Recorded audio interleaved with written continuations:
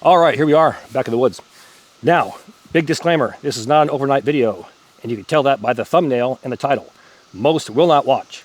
Those that do, you're gonna benefit from this because you're gonna find out exactly what's happening on my channel, what's happening in my business life, and you're also gonna get a sneak peek, an actual look at the new skillets that are dropping today at the end of this video. I'm gonna drop them at the end of the video versus the beginning. This way, everyone can see the changes or the evolution that's occurred and understand my thought process on gear development. Because there's a lot of rumors out there, there's a lot of hearsay, there's a lot of BS. I want to clear all that up and show you exactly what I'm doing and why I'm doing it. Now, gear development. For the past 9.5 months, I've been making my Corporals Corner skillets. We start off with the straight handle, went to the folders, different handle sizes, handle wraps, things like that. And it's evolved from a basic idea into what it is right now, or what you know of it right now. So everything I do, I grab from experiences.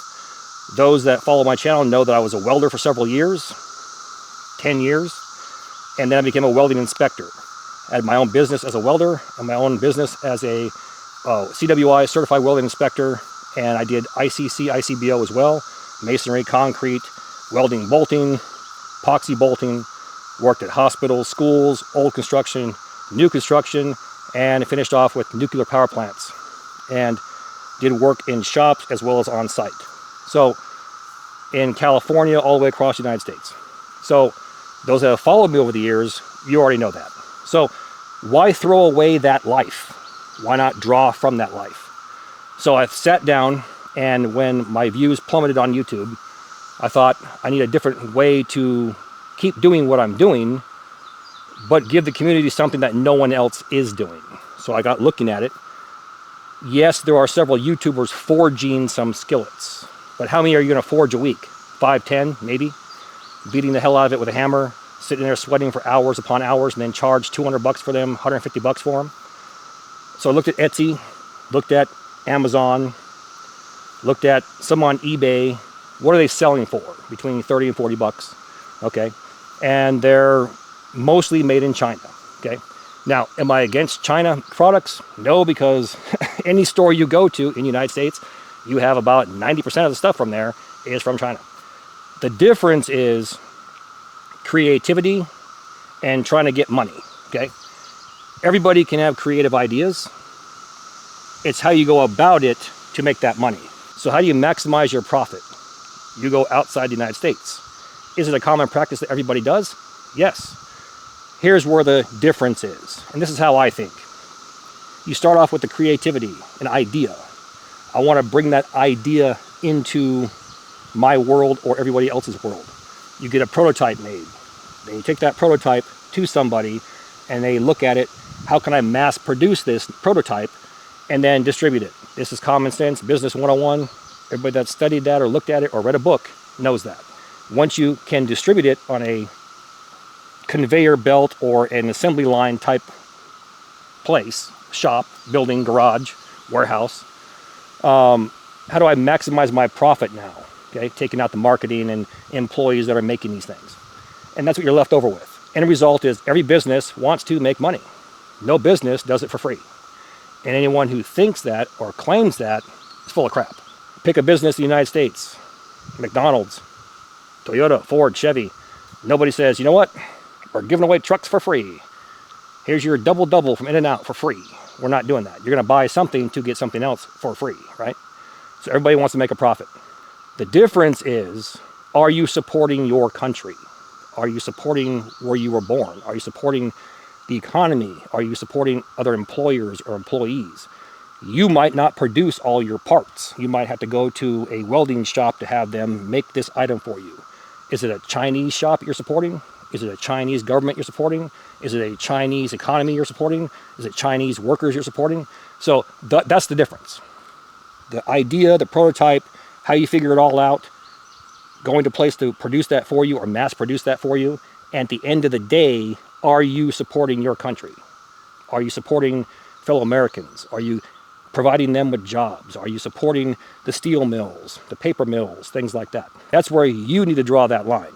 If you choose not to, that's okay, because most places do not. However, don't claim you're all about America, but you're doing this to maximize your profit. Make sense? Now, what most don't know, and again, this is how I think from my experience being in the trades. Most people are not going to sit down for 5, 10, 20 minutes and research online and find this place I can get this steel from. I can get those screws from these people. I can get those nails from these people. Why? Because it's too much work. Most want a one and done shop. We'll get her done. If you take the time to piece it out, then contact these Chinese shops, you can almost find a common ground there. How do I know this? Because I've done it. And I produce my pans every single week. And the dollar amount that I spend is almost what I was given from outside sources. It's close. It's not the same. China's still cheaper, but it's close. Then once you figure all that out, you come up with a business plan and say, I want to produce 50 a week, 100 a week. Is that realistic by myself? Do I need somebody making these parts and I just weld them? So I figured all that out too. What we have right now is an assembly line system with all parts, all steel made from USA. It's 100% in our country. Get the raw materials, make them at my house, in my shop.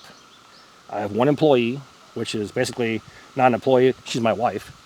I take those parts and they're all tossed in the different buckets. I can grab any one of those and do my thing and have each one be identical. That's when you know you have the system dialed in. Boom, boom, boom, boom, and boom. Then you set a competitive price with everybody else and you go from there. Now, smart person, dumb person. Dumb person wants money now. I'm going to charge this. I'm going to pay this.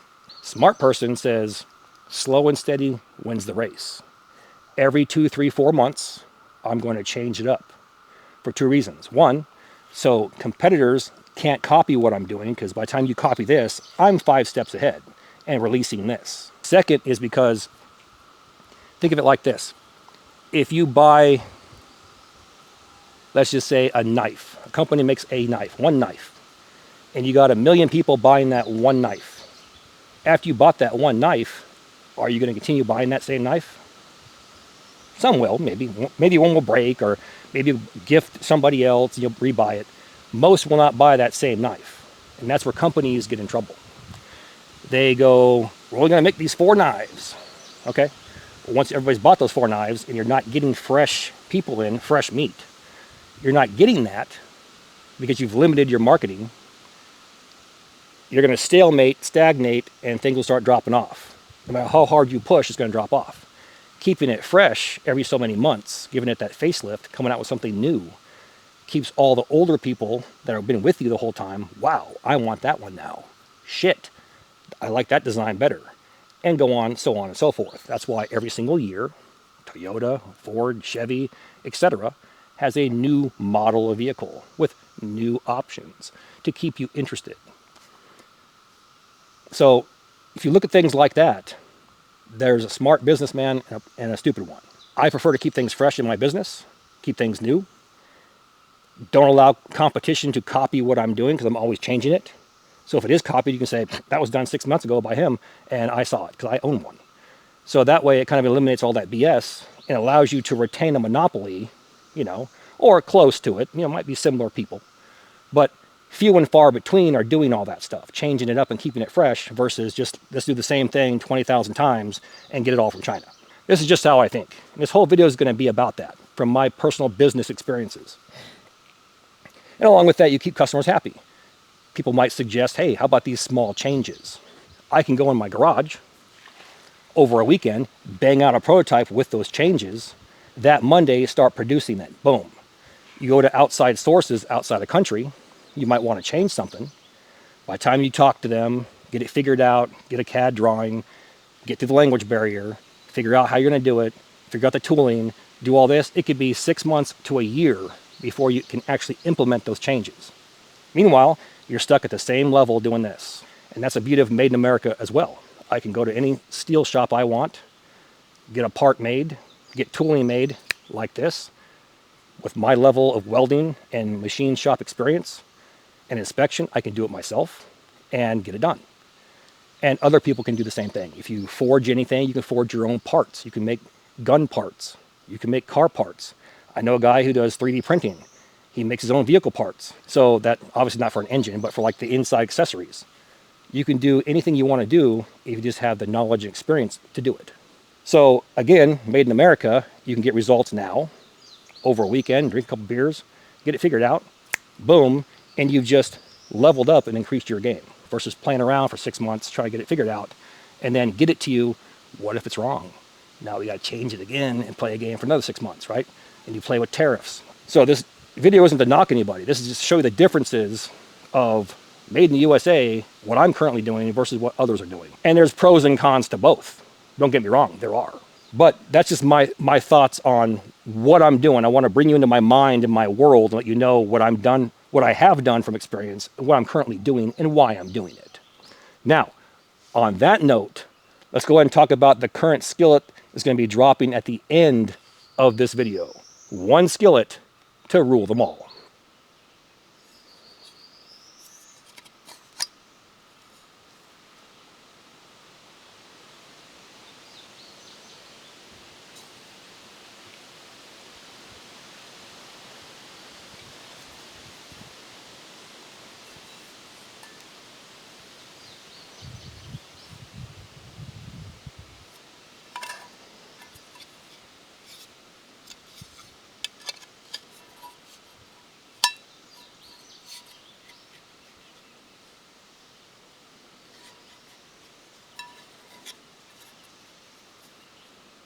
So, ladies and gentlemen, let me introduce you to the Corporals Corner Hybrid Cold Handle Skillet.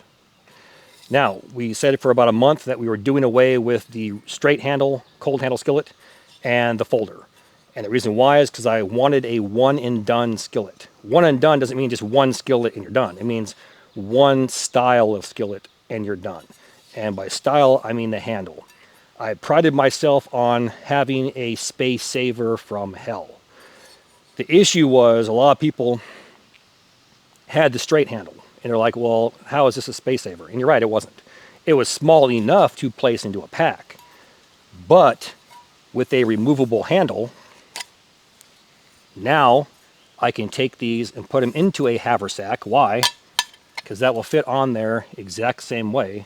Now, granted, it does not lock on there because the angle of this is different than the angle of the rim of the pan. However, just tossing it into a haversack like this, it's the exact same as a folder as far as space saving goes. If you have the Corporals Corner skillet bag, this can now be placed in there with the handle in the back sleeve, pull that drawstring, and it's there when you need it, right? What else is this now?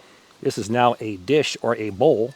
Say you're out there and you got a buddy of yours that's cooking, scoop out of a bush pot, throw it in there, use your spoon, fork, or spork, and you can just eat from this. So there's a lot more options with something like this as far as a one and done small cold handle skillet. Simply place it on here. You'll actually hear it lock in place. Now you can do this. You can actually move it around and actually flip your eggs if you want to. It's not going to fall off, right? That was a problem with one of the folders. There's always a give and a take. With a folding skillet, it was a space saver. But trying to flip eggs, you couldn't do that. Why? Because the handle would flop around. Straight handle, flip eggs all day, but it wasn't a space saver. Now you have both. So someone's going to say, well, I'll lose the handle. Two things with that. One, be responsible with your gear. Keep it in a mesh sack or a Corporals Corner skillet bag. Two, we're going to sell extra handles. And moving forward, every single skillet that I make, the handle will be universal. So you can pop them on and off and never worry about it. So if you lose the handle, it's going to be on the site, on the Etsy store, buy a second handle. Simple as that. Now, these are carbon steel, same as before, 16 gauge. Now let's go ahead and talk about that. I heard something peddled around a while back, and it didn't bother me. It was comical because the individual talking about it has no experience in the trades or in actual steel shops or mills at all. And it was presented in a way to shift the spotlight from what these are and what the intent was onto what they were doing. But it was presented like this. These are inspired by, they're not a replica, they're inspired by the cold handle skillets from 1880s to like 1920s. Here's a picture of one right here, in case you have no idea what I'm talking about.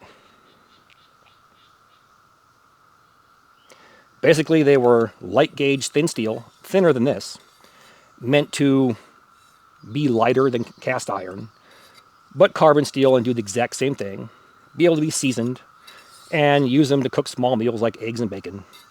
A one single time use for one individual, right? And there was larger ones as well. Now, what was stated was, or how it was presented was, these were not as popular and must not have been popular at all because you can find these in good condition. Not these, but the ones I just showed you. The larger ones, most of them, the bottoms, meaning this portion right here, was warped. So they must have been used a lot more. Well, yes and no. But more no than yes. And here's why.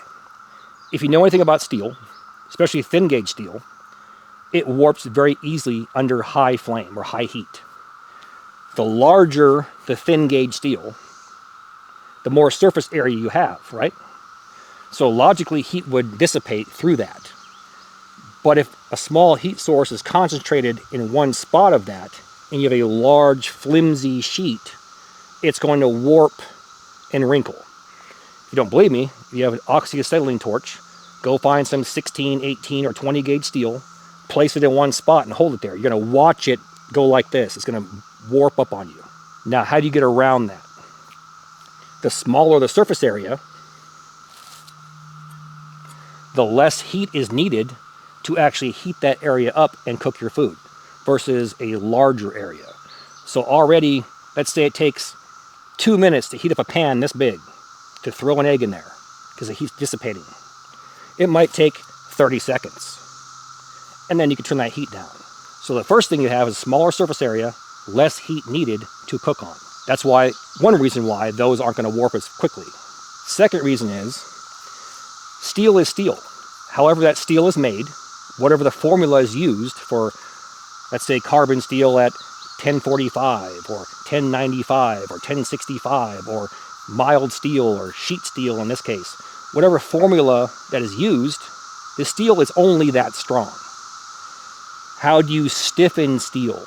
Those that are in the industry, you know that you create a bend. The closer you are to that bend, the stronger, I say stronger with quotes because you're not strengthening the material itself, you're just strengthening the properties of it by giving it a bend. How do we know this? Those that are truck drivers or know a truck driver or seeing flat beds behind a semi-truck that are empty, are they flat or are they bent like this as they're driving down the road? That's called camber. A bend is put into that steel, so when a load is applied, it will flatten like this. If it was already flat, it would become bowed. A bend is the exact same thing. It's basically putting camber on there. Those that are welders, those that work in steel mills, we have the infamous I-beam that's shaped like an I. It's actually called a W shape. Some of those flanges, which is the top part of the eye and the bottom part of the eye, this is called the web. The eyes are here. Okay, this is the I-beam. This is a flange, and a web. Sometimes the flanges are bent and given that camber. So when you build a building, that weight is compiled on those beams, and it accounts for that. So the smaller the surface area, and the closer you are to a bend, the harder it is to warp that area with heat. And you can look that up. When you see the old school 100-year-old skillets, and the small ones like these are not warped, that does not mean they weren't popular. That does not mean they weren't used. It means they were used with the proper amount of heat for what the intent was. The intent was to cook eggs and bacon. They could use an alcohol stove. There's plenty of those back in the 1800s, early 1900s. A small stove underneath a little flame from an alcohol stove will heat this to do exactly what you want. You don't need a 4-foot flame on top of this to heat it up. Same idea. The larger the pan, with the bottom surface area this big, and the bend's way out here, this area is going to become warped if intense heat is hitting it. Now, I took that same idea with our handles. Now, those that own one of my skillets, you notice there's a bend in the handle. The same idea. Thin gauge material next to a bend will strengthen or stiffen, is the word we're looking for. It will stiffen that steel. If this was a flat piece of steel, you could grab it and bend it like this. Adding that simple bend stiffens that material, gives it that camber, and makes it harder to actually bend. And the same idea is applied right here at the end as well. There's our U-shaped bend. This now becomes stronger or stiffened and will lock in place, holding that pan. Spreading misinformation is done for 2 reasons. One, people just are not educated. And you would assume something looks brand new, it must not have been used. Or if you actually diagnose and are aware of the conditions and were in the trades and had that experience, then you understand exactly what's going on there. The other reason why it's done is because some people want to derail, they want to shift the spotlight, redirect the focus off of what somebody else is doing and kind of degrade it and shift it to what they're doing. But I know they're popular because before I started making my own skillets, I would sell about 25 a week for about a year on Etsy. And since I started selling these at 100 a week, I'm at about 3,400 right now, selling out 100 a week within the first 3 hours. So I know for a fact that this size is popular. So just imagine what a larger size would do. So honestly, I just wanted to make this video in place of a Sunday video for those that are actually going to watch, so you understand my thought process on gear development and how I think it is and how it should be. I have other designs for things coming up in the next 3 to 6 months that hopefully, you know, if everything works correctly and I get all the parts I need, we're going to improve products, create new products. I'm looking at current knife designs to make some prototypes. I'm looking at a company to make me a backpack so I can get that in front of another company. So lastly, I'll apologize. Anyone thinks that their time has been wasted and he's just shilling skillets. I've heard that too. But here's the thing. It's an American business. That's my business. That is a revenue stream that's used in conjunction with my YouTube channel. That's geared towards my supporters, my subscribers who support my channel week after week after week. So if you're not one of them and you have a problem with it, then I'm terribly sorry, but YouTube no longer pays my bills. So I have a welding company that I have created that pays my bills. And I'm still using it in conjunction with my YouTube channel. No person who's a creator that goes out and makes something hides things in their garage because they're scared. They get it out there in front of the public so they can actually produce quality items and make some money doing it. And if you don't think businesses are run that way, you might want to take a business 101 class and actually, get educated. I'm doing exactly what businesses do, but I'm being honest with you and actually showing it to you and keeping it made in America and trying my best to make America better and keep things in-house. So there's that. Is what it is.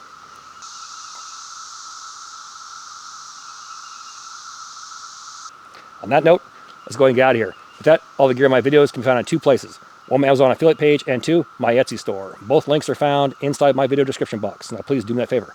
Hit that like and subscribe button, then ring that notification bell. Once you ring that bell, please select all notifications. As always, thank you for your comments, views, and support. Thanks for watching. Get out in the field, have some fun. I'm going to catch you next time.